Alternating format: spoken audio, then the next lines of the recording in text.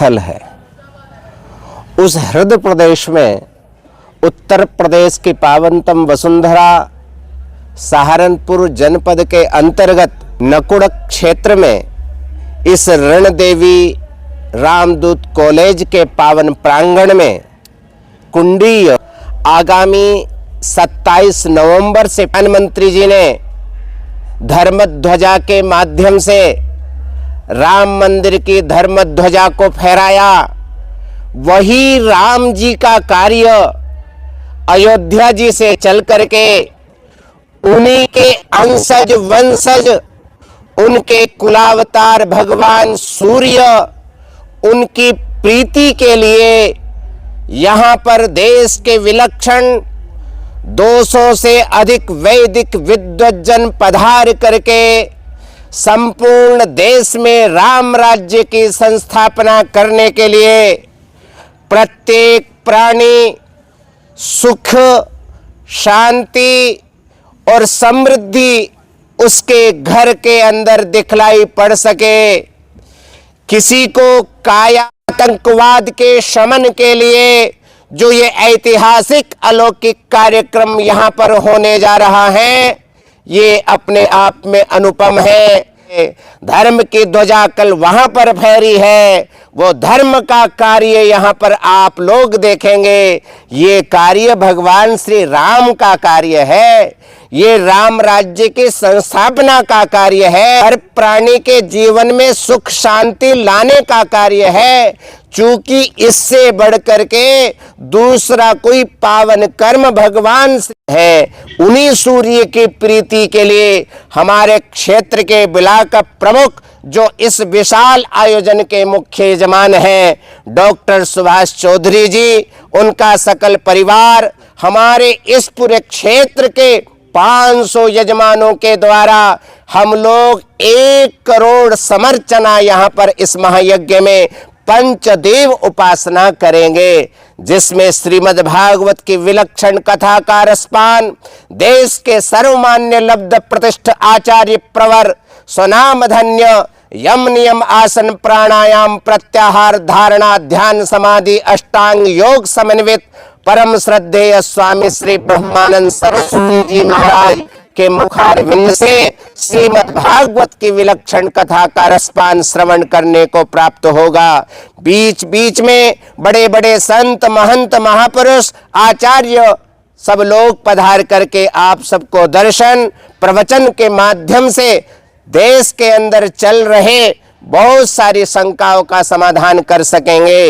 आप सभी जितने भी मीडिया से जुड़े हुए बंधु यहाँ पर आए, सबका बहुत बहुत स्वागत करता हूँ, अभिनंदन करता हूँ।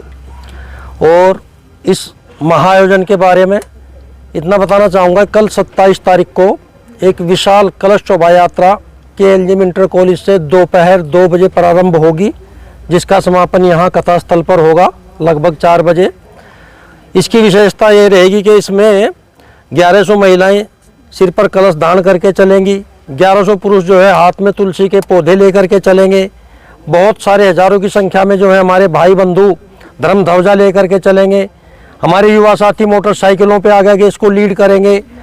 ऊँट पर मैं शोभा यात्रा जो है इसमें एक ऊँट भी रहेंगे, जिन पर जो है एक महाराज जी को विराजमान मेरे ख्याल से किया जाएगा। 8 बग्गियाँ रहेंगी, जिनमें जो बड़े बड़े उच्च कोटि के संत देश विदेश के अलग अलग भागों से यहाँ पधार रहे हैं, उन बग्गियों पे महाराज जी विराजमान होंगे। हजारों की संख्या में महिला और पुरुष जो हैं नाचते गाजते बाजे के साथ में डीजे के साथ में सब चलेंगे। तो एक दिव्य अनुपम और एक अलौकिक दृश्य जो है हमारे नकुड़ क्षेत्र में देखने को मिलेगा, जो संभवतः जो भी इसके साक्षी बनेंगे आने वाले लंबे समय तक युगों युगों तक याद किया जाएगा। ऐसा दिव्य और भव्य आयोजन कल होने जा रहा है। प्रमुख साहब, जैसे हमने सुना कि कथा का भी आयोजन होगा और 500 जोड़े जो हैं वो प्रतिदिन इसमें प्रतिभाग करेंगे, तो उसका क्या महत्व है? देखो सचिन जी, इसमें 2 करोड़ आहुतियों का प्रयोजन है। 1 करोड़ आहुतियाँ जो है यज्ञशाला में जो वैदिक ब्राह्मण है पूज्य महाराज जी द्वारा बताया गया, देश के कोने कोने से जो है नित्य प्रति तीनों काल संध्या वंदन करने वाले वैदिक ब्राह्मण जिनको वेद कंठस्थ है, ऐसे 200 से 250 ब्राह्मण यज्ञशाला के अंदर 1 करोड़ आहुतियाँ संपादित कराएंगे। बाकी 500 जोड़ों का जो आपने जिक्र किया, वो 500 लोग जो है स्थानीय यहीं के नागरिक हैं, उसमें महिला भी हैं पुरुष भी हैं। वो बैठ करके जो है अर्चनात्मक 1 करोड़ का यज्ञ जो है उसको बोलते हैं कोटि अर्चनात्मक पंचदेव महायज्ञ। तो 1 करोड़ आहुतियाँ उसमें समर्पित की जाएंगी। कुल मिलाकर के इस महायोजन में 2 करोड़ आहुतियों का समर्पण होगा। इसमें और कौन बाहर से, जैसा कि बताया महाराज जी ने कि कल और के बारे में तो पूज्य श्री गुरुदेव महाराज जी ही बता पाएंगे कौन कौन किस किस तरह, उसके बारे में मुझे जानकारी, लेकिन इतना कह सकता हूँ कि देश के कोने कोने से जो है 7 दिन तक भागवत कथा चलेगी, श्रीमद् भागवत कथा, जो उच्च कोटि के जो है हमारे कथावाचक, जो देश के मूर्धन्य विद्वानों में से एक हैं दंडी स्वामी श्री ब्रह्मानंद सरस्वती जी महाराज, जिनके मुख से जो है यहाँ श्रीमद् भागवत कथा का जो है श्रवण करने को हमें मिलेगा, तो अपने आप में एक विलक्षण क्षण होगा। और मैं तो अक्षेत्र वासियों से, सभी धर्म प्रेमियों से, सभी सनातन संस्कृति को मानने वाले भाई बहन पुरुषों सभी से यही निवेदन करूंगा कि इतना दिव्य अलौकिक आयोजन जो है इस क्षेत्र में हो रहा है, सभी के सहयोग से हो रहा है, सब मिलकर के जो है इस कार्यक्रम को जो है संपादित करेंगे। तो मेरा तो यही निवेदन है कि अधिक से अधिक संख्या में आकर के जो है शोभा यात्रा में कल शामिल हो और उसके बाद यज्ञ का आनंद लें। और जो 500 बताया आपने पूछा है, तो उसमें 500 यजमान रहेंगे, वो स्थानीय लोग ही हैं।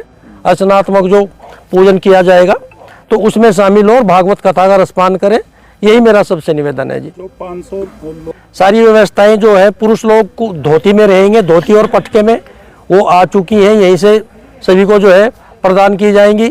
पूजा का जो भी पात्र होते हैं, थाली है, लोटा है, चम्मच है, गिलास है, पूजन की सामग्री है, वो नित्य प्रति यहीं पर जो है सारा इंतजाम किया जाएगा। यानी कि घर से पूर्णतः निःशुल्क है, घर से कुछ नहीं आना। बस इतनी कंडीशन है कि जो महिलाएं हमारी माता बहनें रहेंगी वो साड़ी में आएंगी, साड़ी भी काली ना हो, हरी ना हो और नीली ना हो, इसके अलावा कोई भी किसी भी रंग की साड़ी हो। और पुरुष लोग जो रहेंगे उनको धोती यहीं से दी जाएगी। तो कलश यात्रा में कुल कितनी महिलाएं कलश लेकर चलेंगी? जो यजमान है सिर्फ वही नहीं, ऐसा नहीं है, कोई भी महिलाएं उसमें तो जो है संख्या ज्यादा है, कलश 1100 है।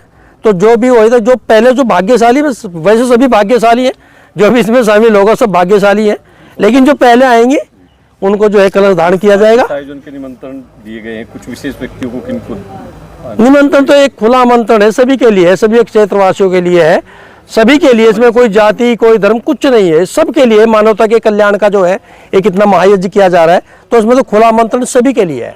महिलाओं को कलश यात्रा में शामिल होने के लिए यहाँ कोई रजिस्ट्रेशन वगैरह कराना होगा? हाँ, वो नाम लिखे गए हैं, लिखे जा रहे हैं अभी भी। जो भी शामिल होना चाहे, नाम नोट करना चाहे। नाम नोट कराने का समय कब तक? समय तो बस आज लगभग हो चुके हैं, वैसे 1100 से ज़्यादा महिलाओं के नाम आ चुके, लेकिन अगर और भी है तो और व्यवस्था की जाएगी। अगर नाम ज़्यादा आते हैं तो कलश की व्यवस्था और कर देंगे। अभी 24 घंटे हैं। तो प्रमुख साहब के मन में कैसे आया कि हमें इस तरीके का यज्ञ का आयोजन कराना चाहिए? हम लोग जो है एक तो गायत्री परिवार से जुड़े हैं, पिताजी बैठे हैं, इनकी और मेरी दीक्षा शांति कुंज हरिद्वार से है, और वैसे पूरा परिवार हमारा बाबा बंसी वालों से, श्री अखिलानंद ब्रह्मचारी जी महाराज से जुड़ा हुआ है।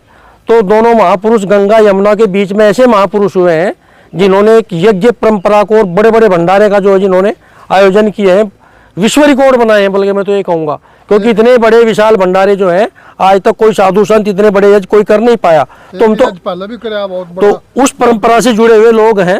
ये सौभाग्य है कि तीसरी बार यज्ञ करने का अवसर मिला। एक बार यमुना जी के तट पे हुआ था 2015 में, फिर कागल लेडी कॉलेज में किया गया था, और अब तीसरा अवसर ये मिला है। तो अपने आप को सौभाग्यशाली मानते हैं कि प्रभु से प्रेरणा इस तरह की मिलती है, और बस अब सबके सहयोग से ये आयोजन सफल होने जा रहा है, ऐसी प्रभु से प्रार्थना है। लोकल श्रद्धालु तो अपने घर चले जाएंगे, मान लिया जो दूर दराज से आएंगे उनके लिए उनकी व्यवस्था है, जितने लोग भी रुकना चाहें सबकी व्यवस्था है, महिला पुरुष सबके ठहरने की, खाने की प्रॉपर अरेंजमेंट रहेगा, कोई दिक्कत किसी को नहीं होने देंगे, कोई असुविधा नहीं होगी। धन्यवाद जी। सुभाष जी, जैसे सारे ही शामिल होते, ये संयोग कहें कि कल 26, आज 26 तारीख है, कल नहीं आज 26 है, आज से विश्वविद्यालय की परीक्षाएं शुरू हो गई, आज से। तो नहीं तो यहाँ तो हमारे 7-8 हज़ार स्टूडेंट हैं, वही स्टूडेंट इतना तो यहाँ जगह भी ना पाती पैर रखने की, क्योंकि आज से एग्जाम शुरू हो गए। तो स्टूडेंट तो जो है इसमें कम ही शामिल हो पाएंगे, जिनका एग्जाम नहीं होगा वो संभवतः आएंगे ही, उनके लिए आमंत्रण है, उनको बोला भी गया है।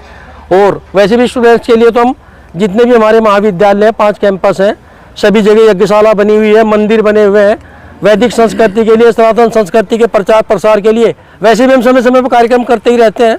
बच्चों को किस तरह से अपनी मूल संस्कृति जोड़ा जाए, ये तो प्रयास हमारा 12 महीने चलता है। ठीक है प्रमुख साहब, ठीक है। धन्यवाद जी।